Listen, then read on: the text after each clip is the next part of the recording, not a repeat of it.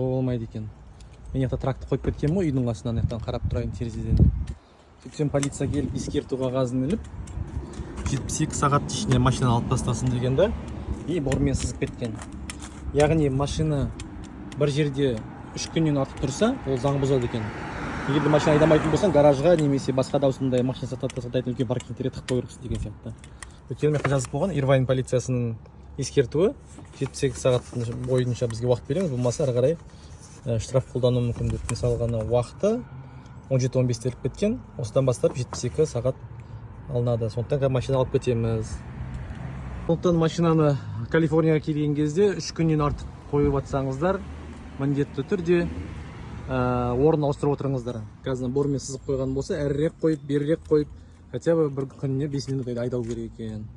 Бір қызық заң, бір басқа сыймайтын, бірақ бұл да машина көп кезде мүмкін өзіндік